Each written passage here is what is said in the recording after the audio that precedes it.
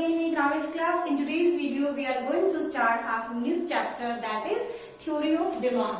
Or it is very important topic in your syllabus, because knowing your syllabus of economics, it is very important according to your life, according to your daily routine life. Now, let's start our today's video. Theory of demand, it means first of all, we will know about the demand. सबसे पहले किसका word जानेंगे? Demand. What is the meaning of demand? कई बार हम लोग ये अपनी daily routine की जो वर्डिंग्स होती हैं डिमांड को यूज करते हैं. डिमांड हम किसे कहते हैं? हिंदी में इसका वर्ड है मांग. ठीक है. डिमांड क्या होती है कि मैनी पर्सन मोस्टली जो हमारी रियल जो आपकी लाइफ होती है उसमें हम डिमांड को, विश को और हमारे डिजायर को सिमिलर लेके चलते हैं. But it is in economics, it is wide and आपको क्या कहता है आपका broad concept. It is not easy to explain demand in single word, desire, wish. तो हम लाइक फॉर एग्जाम्पल मैंने आपसे वर्ड यूज किया विश और डिजायर. इसको भी हम इच्छा कहते हैं. For example I want to buy a, आपका अभी क्या है for example I want to buy a Dzire, मतलब जो कार है, but I am not having the sufficient money to buy this. मुझे एक A1 क्या है आपको कहता है OnePlus और एप्पल का फोन की रिक्वायरमेंट है, यानी मुझे चाहिए. I wish to purchase this one but I am not able to purchase. तो मेरी जो बेटा ये थिंकिंग है आई वॉन्ट टू बाय, तो ये सिर्फ एक विश और एक डिजायर बन के रह जाती है. It is not converted into demand. जब ये विश कि मैं ये चीज बाय करना चाहती हूँ, ठीक है, first of all you are willing. Buy का मतलब क्या है? विल टू बाय, यानी you are ready to buy but with purchasing power. It means क्या है? यानी you want to buy the LED TV, में कोई मुझे आपको जो नया मॉडल आया है तो मुझे वो खरीदना है, या फिर मैंने कहा एप्पल फोन चाहिए. एंड विद विश और desire you are having sufficient power. Which one power? Purchasing power. Purchasing power क्या होता है आपका? आपके पास उसे खरीदने की एबिलिटी है. एबिलिटी किसे बोलेंगे यहाँ पर? आपके पास खरीदने की सफिशिएंट मनी अवेलेबल है, that you want to purchase that one. तो जब आपकी, इसको हम डिमांड का सिंपल सा वर्ड क्या कहते हैं? When you willing to buy, और विलिंग के साथ क्या है आपका? Able to buy. Able to buy, यानी आप एक बार दोबारा देखिए. What is the meaning of demand? Demand का मतलब है आपके ये टू कॉन्सेप्ट कंपल्सरी है. इट रेफर्स टू किस चीज के लिए बात करें बेटा? एक परचेज के लिए. व्हेन यू वांट और डिजायर टू परचेज एनीथिंग, कोई भी ऐसे गुड्स शॉप होता है with purchasing power is called demand. And in this definition there are two characteristic involve. Which one? First one, you are willing to buy and you are able to buy. When you are having both qualities, both characteristic for objective, then this is called demand. और इसमें से कोई एक भी जो characteristic है बेटा वो मिसिंग है. You are willing to buy but you are not sufficient power, then this is not called demand. For example, you able to buy but you are not to purchase this one, that is also not included demand. Demand में कब include करेंगे? जब इसकी दोनों क्या होंगी? Characteristic से involve होंगी. तो थ्योरी ऑफ डिमांड में सबसे पहले मैंने क्या बताया? डिमांड. नाउ जो डिमांड वर्ड है बेटा, ये हम थोड़ा सा दो डिस्कस कर लेते हैं. What is the meaning of demand? And that one quantity of, quantity demand, quantity demand, demand and quantity. Now after before we start this concept, हम demand जो है directly relate with price. In economics, when we study the demand concept, it is direct link with price. यानी जो demand है मतलब है ही क्या? Demand is a process. Demand refers to a, ठीक है, willingly buy a product at किसमें different given price, यानी जो आपके डिफरेंट प्राइसेस हैं उन पर जो आप परचेज करने के लिए रेडी है, दैट इज कॉल्ड डिमांड। ठीक है, यानी हम यहाँ पर डिमांड को किससे रिलेट कर रहे हैं, प्राइस से।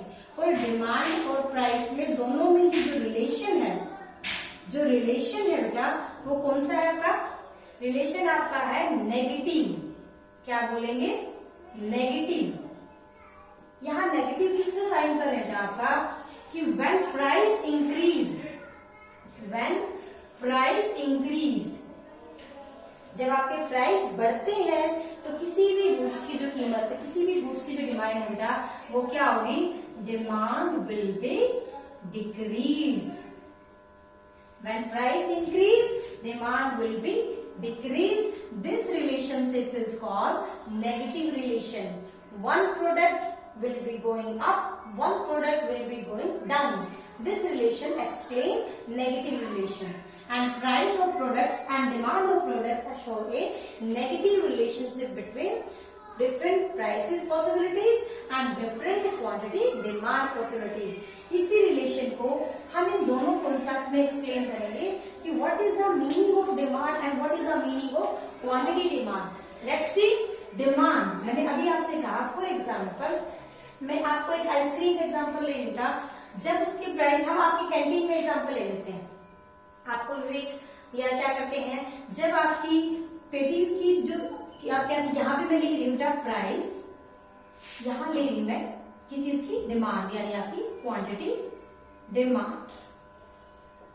जब पेटीज की प्राइस 10 रुपीज थे, then from one class 16 student are ready to buy, यानी इट मीन्स यहाँ पर हम क्या शो कर रहे हैं, एट ₹1, 10 रुपीज प्राइस प्रोडक्ट की डिमांड कितनी है, 16 यूनिट। अगर आपकी कुछ ज्यादा क्वांटिटी की वजह से या फिर अगले दिन छुट्टी है इसकी वजह से उन्होंने आज की जो प्राइसेस हैं वो क्या कर दिए, कम कर दिए। उन्होंने कहा मैं आज है ना 7 रुपीज में दे रहा हूँ, क्लास में अनाउंस करवा दिए, the automatically the quantity demand will up. जैसे डिमांड कम होगी, जैसे मार्केट की उसकी प्राइस कम होगी प्रोडक्ट की, तो ये हमारी क्या हो जाएगी, बढ़ जाएगी। अब एक क्लास से कम 22 जो स्टूडेंट्स हैं वो रेडी है परचेज करने के लिए, और शॉर्टेज की वजह से अगर मैं 10 रुपीज का प्राइस आपका 15 चला जाता, तो मे बी एक क्लास में से 10 स्टूडेंट्स ही खरीद रहे थे। तो इन जो मैंने एग्जांपल दिया था, इस एग्जांपल में आप ध्यान से देखिए, 10 रुपीज पे प्राइस 16 यूनिट, 7 रुपीज पे price 20।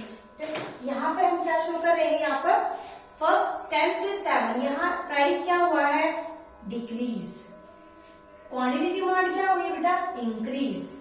Let's see this examples.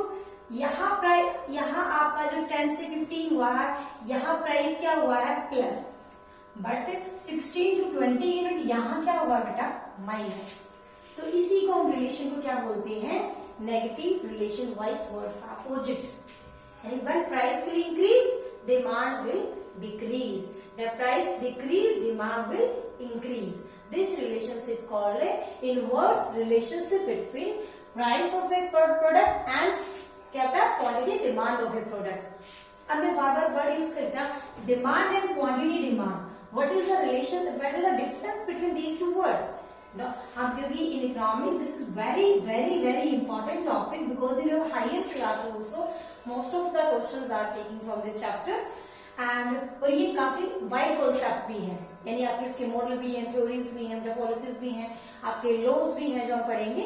तो this is very important topic.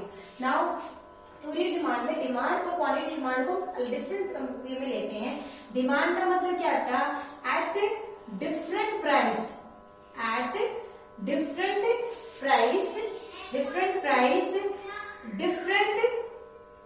Quantity demand possibility, quantity demand possible. ये जो मैंने टेबल बनाई है बेटा, ओवरऑल इस टेबल को हम बोलते हैं डिमांड। ओवरऑल इस टेबल को क्या बोलेंगे, डिमांड।